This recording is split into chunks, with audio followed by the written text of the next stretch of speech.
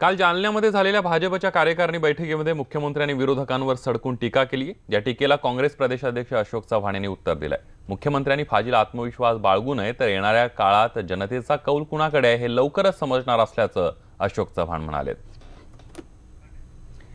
यावरच काँग्रेसचे प्रदेशाध्यक्ष अशोक चव्हाण यांच्याशी बातचीत केली आमचे प्रतिनिधी सागर कुलकर्णी यांनी। जालना येथील भाजपाच्या कार्यकारिणी बैठकीमध्ये मुख्यमंत्र्यांनी विरोधकांवर टीका केली। या संदर्भात आपल्या बरोबर आहेत काँग्रेसचे प्रदेशाध्यक्ष अशोक चव्हाण सर। आपल्या वतीने ज्या जनसंघर्ष यात्रा काढल्या जातात किंवा आपले मित्रपक्ष एनसीपी ते देखील राज्यात आंदोलनाची भूमिका घेतात वेगवेगळ्या ठिकाणी, त्याला मुख्यमंत्र्यांनी सांगितलं की कितीही यात्रा काढल्या तरी जनमत आमच्या बाजूला आहे। यावर तुमची प्रतिक्रिया काय येईल? वाटतं मुख्यमंत्र्यांनी काही जरी विधानं केली तर जनमताचं कौल तर काही लांब नाहीये।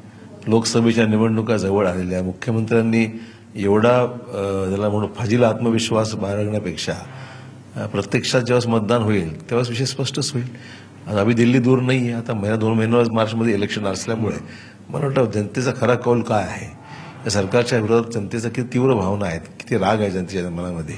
शेतकऱ्यांपासून बेरोजगारांपर्यंत व्यापाऱ्यापर्यंत सगळ्यांचे जे काही प्रश्न आहेत या सरकारने फक्त तोंडाला पानं पुसायचं काम केलेलं आहे। त्यामुळे निवडणुकीत दिसेलच काय आहे ते। सर, पीक कर्ज जे विमा आहे त्याचा मुद्दा सगळ्यात जास्त आपण वेगवेगळ्या जनसंघर्ष यात्रेच्या सभेमध्ये बोलतोय। आज त्याला मुख्यमंत्र्यांनी सांगितलंय की विरोधक जे आरोप करत आहेत त्याचे पुरावे दाखवावे, याच्यावर खुली चर्चा करायला तयार आहे। पुराव्याचा विषय कसला आहे? कोणाला 1 रुपया मिळतो हा तुमचा पीक विम्याचा, कोणाला 2 रुपये मिळतात। म्हणजे पीक विमा कंपन्यांचा अधिक फायदा का शेतकऱ्याला फायदा व्हावा, योजना कशाला काढली होती? एक प्रश्न आहे, मुख्यमंत्र्यांनी आज भाषणात देखील असं म्हटलं की युतीसाठी आम्ही लाचार नाहीये, पण हिंदुत्व विषयावर शिवसेना आमच्याबरोबर यावी, हा मुद्दा त्यांनी छेडला। हे संकेत नेमके कशाचे आहेत असं तुम्हाला वाटतं? मुख्यमंत्री खरंच बोलतायत। शिवसेना ते भाजप लाचार नाही, शिवसेना लाचार झालेली आहे आणि म्हणून हा टोला शिवसेनेला आहे।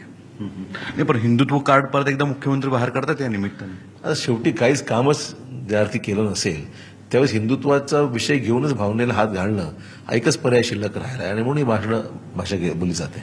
धन्यवाद। व्हिडिओ जर्नलिस्ट उमेश गोविलकरसह सागर कुलकर्णी, न्यूज 18 लोकमत, मुंबई।